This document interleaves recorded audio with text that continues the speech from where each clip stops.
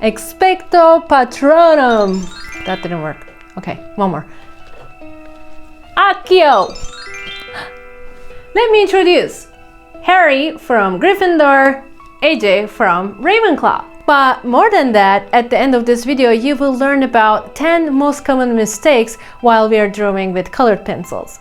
7-hour-long, step-by-step, fully narrated, real-time tutorial of this portrait is available on my Patreon, patreon.com/Ece Gurler. Now, let us show you some magic. You have the wand, I have the colored pencils.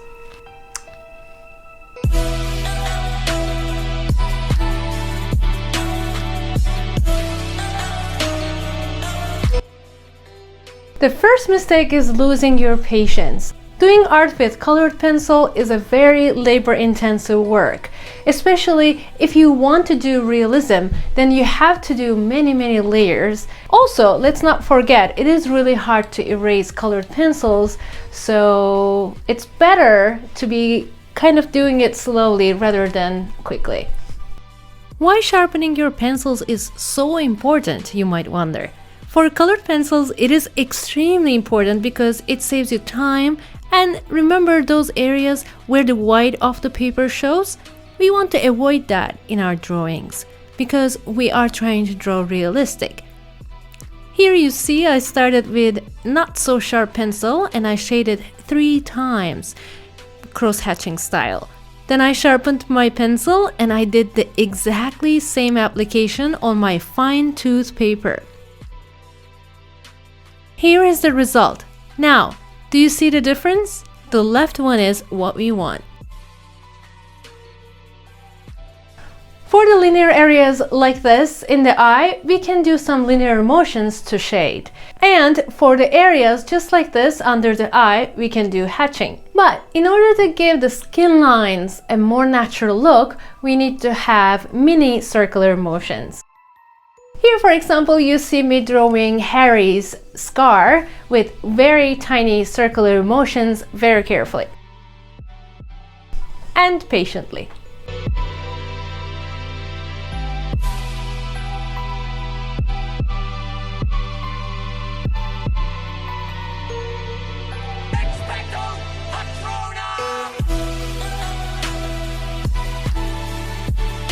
Burnishing means after every layer of your colors are ready, going over them with a much lighter color by applying pressure to unify and blend them together. Here you see me applying all the shadows, pinks, yellows, before I go ahead and burnish them with buff titanium.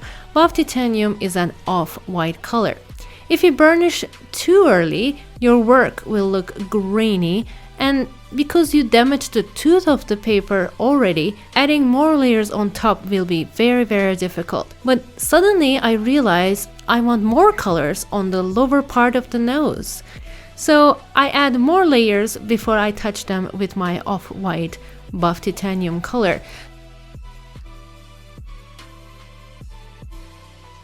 Shadows are extremely important in colored pencil drawings. In order to show you what not to do, I'm going to take you back to one of my very first portraits with colored pencils.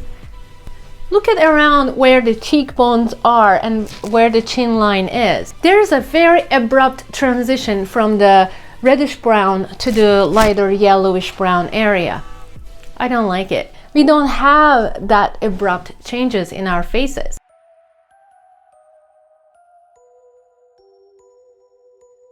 But here in Harry Potter portrait, what I did was basically creating a very smooth transition between the shadow and the lighter areas. My technique was applying from more pressure to less pressure on the paper with my pencil. I literally did the same technique for every shadow. A little bit there, and also a little bit like here.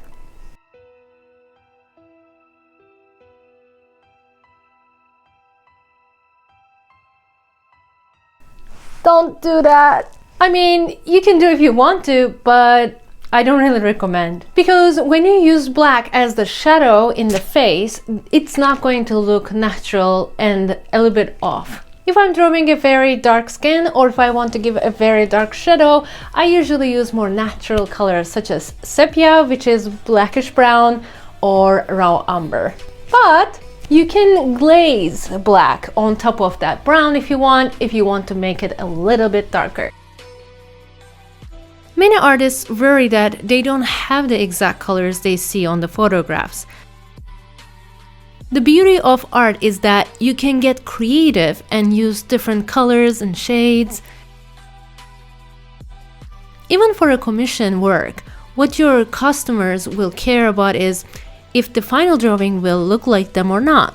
They won't be looking at, let's say, oh, my shirt was a different color, or my hair is a little bit less brown than that, as long as the difference is not really drastic. So please don't worry about exactly matching the colors of the photo with your colored pencils. After we finish the face, suddenly we have this urge of finishing the hair very quickly and get it over with.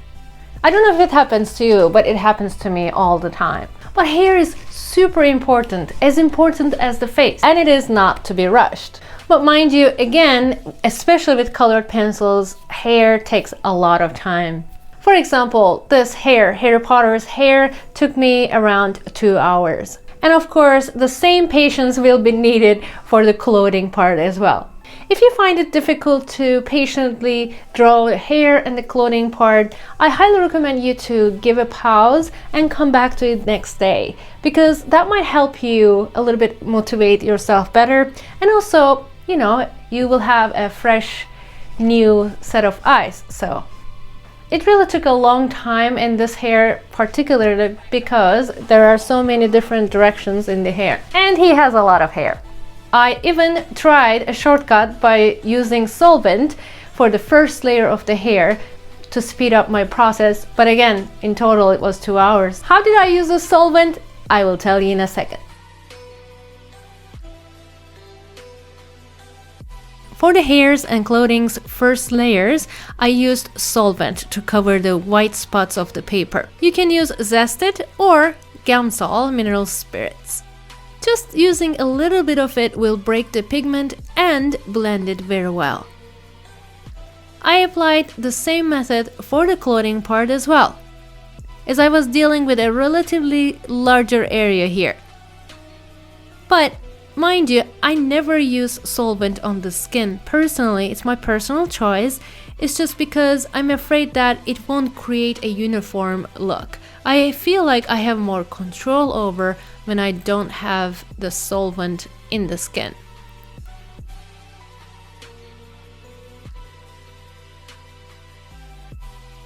Another different technique I used for the hair and also giving highlights is using X-Acto knife.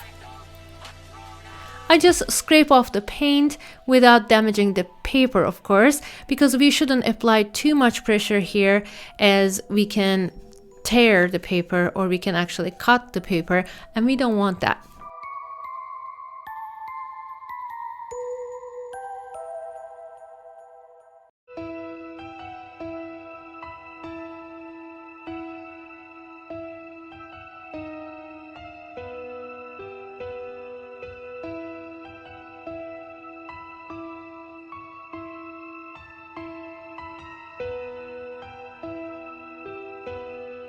We are talking about shadows again. This is a mistake that is oftentimes overlooked. Let me tell you what I mean. This shadow is not as dark as this shadow. These two shadows are very similar to each other. I mean the cheeks.